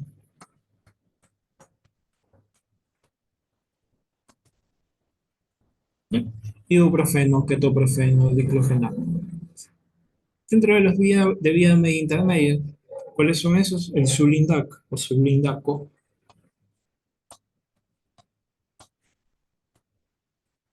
y el Naproxen. Y dentro de los de vida media larga, yo voy a tener a los que terminan en SICAM, que justamente es el piroxicam, el meloxicam, piroxicam, meloxicam, ketorolaco, indometacina. ¿Sí? Indometacina. Déjame ver si puedo arreglar esto. No, ya fue. Indamentación. Ahí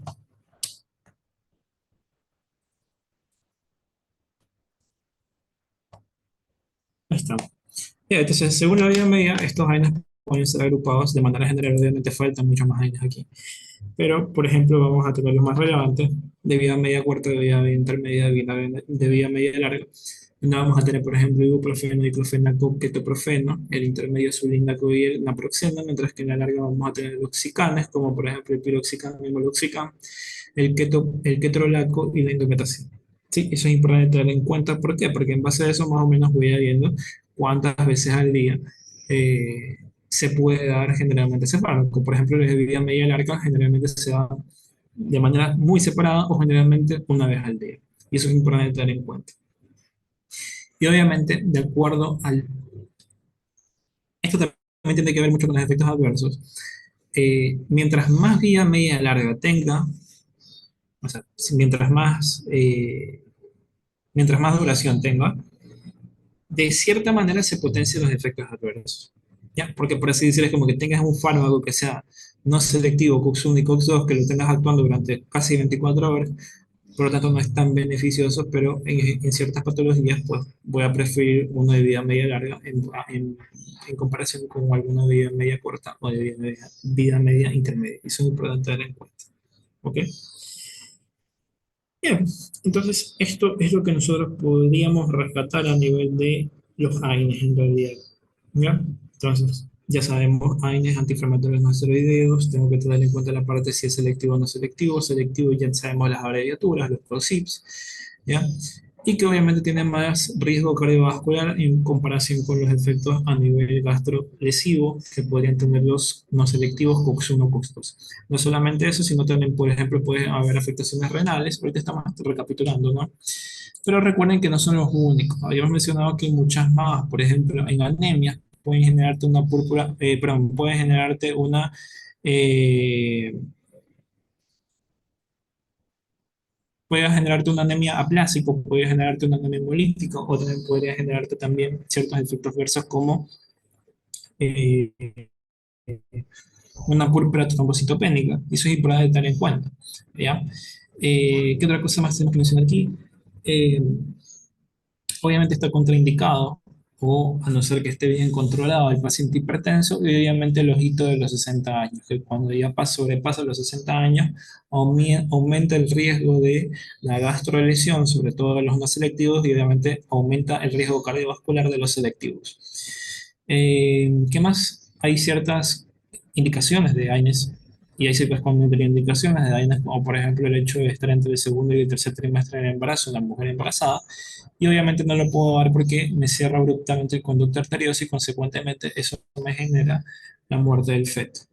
En la preeclampsia y en la eclampsia, antes de la 20ª semana puedo dar de manera preventiva hacer acetil salicílico para evitarlo. Y la indometacina está indicada en aquellos neonatos que obviamente ya nacieron y que tienen persistencia del conducto arterioso, porque se ha visto que tal vez lo puedo volver, que se que se ocluya, ¿ya? Y por lo tanto, podría tratar la patología de este paciente, ¿no? ¿Qué otra cosa más mencionar aquí? Obviamente la parte de la reversibilidad y la irreversibilidad. Ya sabemos que uno se queda pegoteado al receptor y no se sale, a no ser que, por ejemplo, eh, la célula muera o se generen nuevos receptores.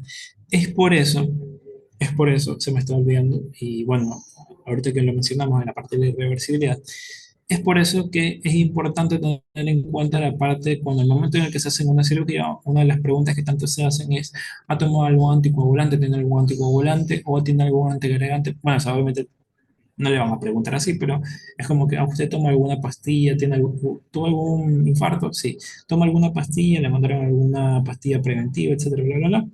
Y te dice: yo tomo ácido acetil salicílico a dosis de 70, o sea, 75, 81 o 100 miligramos, dependiendo del paciente, que son dosis antiagregantes planetarias. Por lo tanto, van a inhibir a la COX-1 y a la COX-2 en esos sitios, porque recordemos que obviamente actúan sobre todo a nivel de plaquetas, en este caso, ¿no?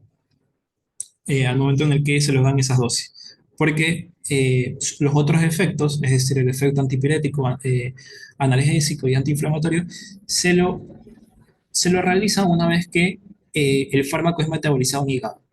Y los sustratos de ese fármaco metabolizado en hígado generan esos efectos, pero obviamente a esas dosis.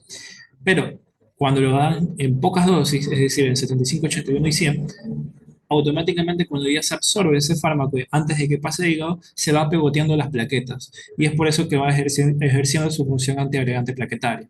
Y como es a pocas dosis, es como que, por así decir, como le metí poquito, es como que más pegoteada va a estar a las plaquetas que más metabolizada en el hígado, por así decirlo, para que se entienda. Y consecuentemente me genera antiagregación. Pero ¿por qué menciono esto? Porque normalmente a nivel de entrar a cirugía se pregunta, ¿usted toma, por ejemplo, aspirina? Dice, sí, sí tomo. Ah, ok. Hay que esperar entre 7 a 10 días o debe suspender de 7 a 10 días esa medicación para que usted sí pueda ser operado. Les pregunto, ¿por qué deberían de suspender?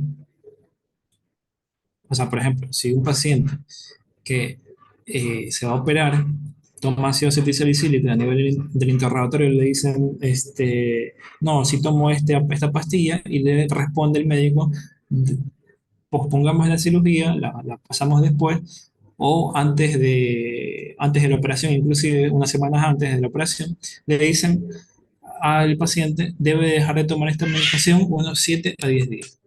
¿Por qué creen ustedes, chicos, que debería dejar de tomar la medicación entre 7 a 10 días?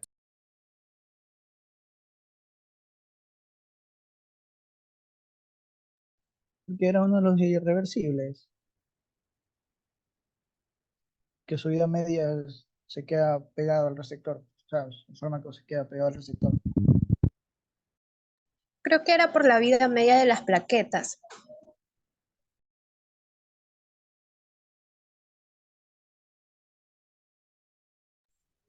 Justamente, en realidad los dos tienen la respuesta correcta. Eh, Uno porque es irreversible, por lo tanto no se va a poder despegar del receptor y no va a dejar de inhibir a la COX-2. Y habíamos mencionado que había dos posibilidades para que ya deje de pegotearse el fármaco al receptor. Uno era sintetizar más receptores, que no es totalmente factible. Y dos, o sea, en este caso.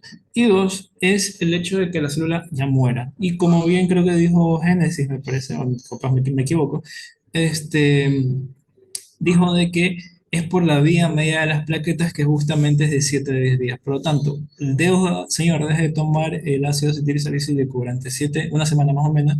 ¿Por qué? Porque automáticamente entre 7 a 10 días es la vía media de las plaquetas y después de eso se van a sintetizar nuevas plaquetas que ya no van a tener pegoteado el fármaco, porque recordemos que el ácido acetilsalicílico inhibe de manera irreversible y eso es importante tenerlo en cuenta. ¿Sí? Bien, bien dicho, chicos. ¿Qué otra cosa más? Ya, el acetaminofén, creo que, no sé si se ve, bueno, por acá. El acetaminofén, habíamos mencionado que su dosis máxima era de 4 gramos por día y que justamente una vez que ya he superado ese umbral, lo que normalmente ocurre es una necrosis hepática centrolobular y que consecuentemente eso me puede generar eh, una falla hepática y consecuentemente uno de los antídotos, así mismo como normalmente tenemos que saber el antídoto de varias sustancias, dentro del acetaminofén vamos a tener un mucolítico que normalmente se utiliza, que es el N-acetilcisteína. Bien, ¿qué otra cosa más? Bueno, la vida media de acuerdo a los AINES, y eso es importante tener en cuenta en base a la dosificación. ¿Y qué otra cosa más? Ah, y ojo, vayan a leer síndrome de Reyes. Síndrome de Reyes es algo muy importante que tienen que tener en cuenta, sobre todo en población pediátrica que esté tomando ácido acetilsalicílico. Eso es importante tener en cuenta. ¿Qué otra cosa más? ¿Qué otra cosa más? Ya, algo importante sobre el ácido acetilsalicílico. El ácido acetilsalicílico ya hemos mencionado de que en dosis bajas tiene función antiagregante plaquetaria. En dosis altas, antipirética, analgésica, antiinflamatoria. Pero cuando está en dosis altas, sobre todo mayor a 300 miligramos, también se le añade otra función, otra propiedad, que es la parte úrico-súrica. Quiere decir que hace que orines ácido úrico y lo botes por la orina, obviamente. Pero, ojo, las dosis bajas de ácido acetilsalicílico se asocian a una elevación de los niveles de ácido úrico. Y es por eso que generalmente los pacientes con gota no deben tener, si es que toman ácido acetilsalicílico, no lo deben tomar en esta dosis baja. ¿Por qué? Porque las dosis bajas de ácido acetilsalicílico me generan hiperuricemia, mientras que las dosis altas de ácido acetilsalicílico me generan uricosuria. ¿Qué quiere decir? Que voy a disminuir los niveles de ácido úrico porque les voy a comenzar a botar por la orina. Y eso es importante tener en cuenta. Y eso prácticamente. No sé si hay alguna pregunta hasta aquí. Voy a dejar de compartir.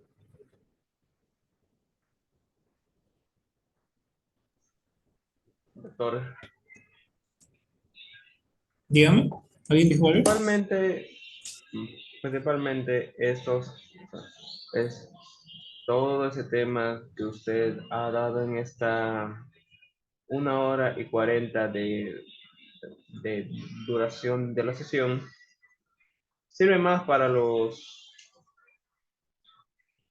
que van a estudiar, para los que se van a recibir de enfermeros o de médicos generales. En realidad, la mayor parte de los estudiantes del área de la salud deberían saber esto. Ya sea médico, ya sea licenciado en enfermería, ya sea ginecobstétrico, obstetra en este caso, ya sea ginecólogo, ya sea, ¿cómo se llama? Ingeniero biomédico, me parece que hay otra carrera, ¿no? Y así sucesivamente. Es algo que ustedes lo tienen que saber. Obviamente, tal vez, tecnología médica, disculpe, tecnología médica. Obviamente, tal vez una parte de terapia de lenguaje tal vez no lo domine tanto, pero igual es importante tener en cuenta, porque recuerden que una de las manifestaciones dentro de la clínica, eh, una de las cosas que te puede generar manifestaciones clínicas dentro de un paciente también son los fármacos. Entonces, eso es importante tener en cuenta. Entonces, yo diría que sí, en realidad sí es relevante para la mayor parte de las áreas de las ciencias de la salud, en realidad. Hasta la parte investigativa. Hasta los que no tratan pacientes deberían saber fármacos.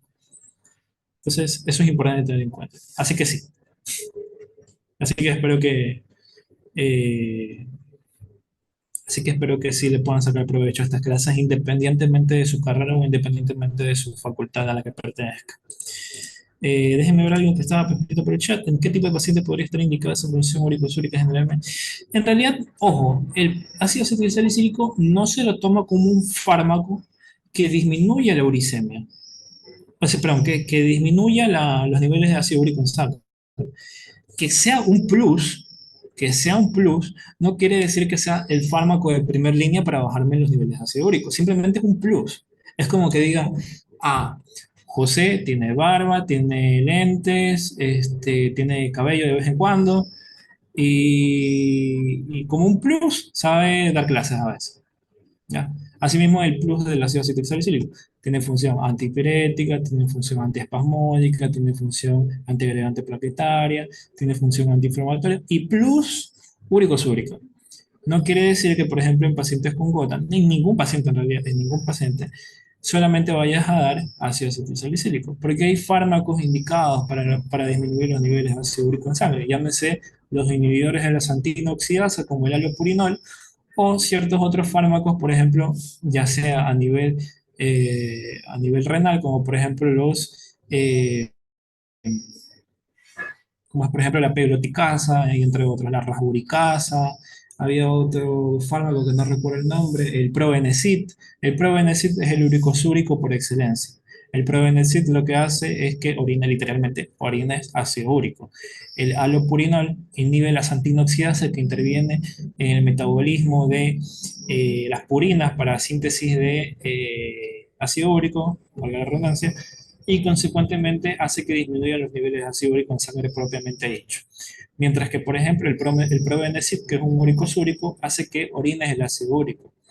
Y, por ejemplo, hay otros fármacos, como por ejemplo la pegloticasa, la rasburicasa, que son fármacos, no recuerdo cómo era el nombre de la familia, pero son fármacos que generalmente se los dan en pacientes que, por causa de la hiperuricemia, por ejemplo, desarrollan cálculos de ácido úrico, porque dentro de los cálculos o dentro de las litiasis renales o las nefrolitiasis, ustedes tienen cálculos de ácido úrico, cálculos de estrubita, cálculos de oxalato de calcio, cálculos de fosfato de calcio, cálculos de cistina, entre otros. Y por ejemplo, para esos pacientes que debido a su hiperuricemia están comenzando a orinar, es como que se supera el umbral, ¿ya? Y se comienza a orinar ácido úrico de más y consecuentemente comienza a precipitar a nivel de a nivel de túbulos renales y a nivel de vías urinarias y forma cálculos, se les da estos fármacos que hacen que el ácido úrico no precipite a nivel de vías urinarias y consecuentemente se puede orinar.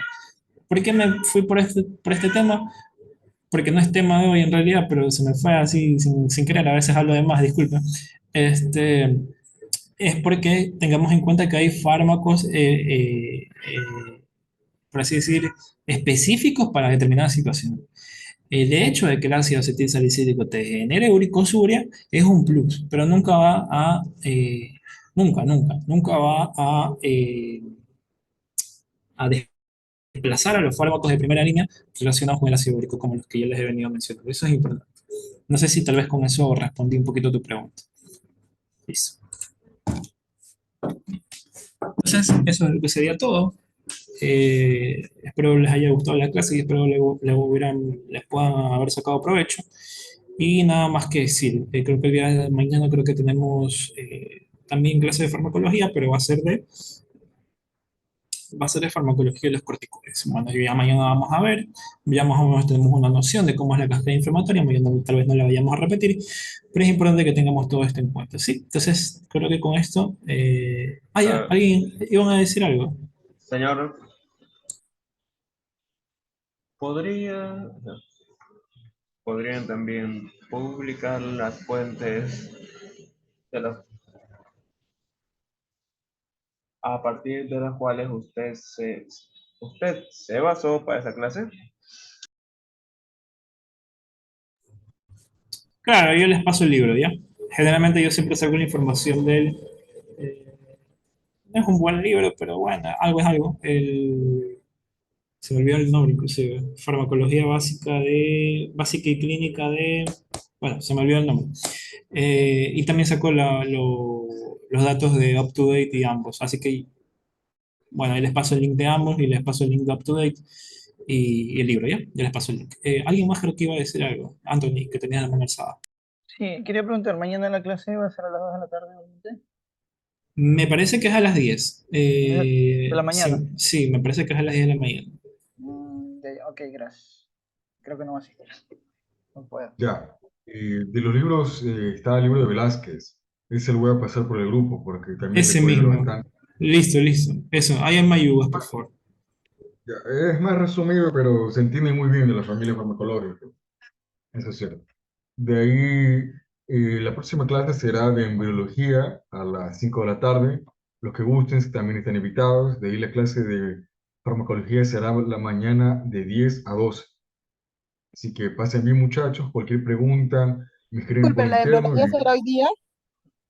Sí, la embriología será hoy día de 5 a 6 de la tarde. Oh, ya, ok, gracias. Ya, listo. Pasen bien. Cuídense, muchachos. Disculpen, Cuídense. Chao, chao.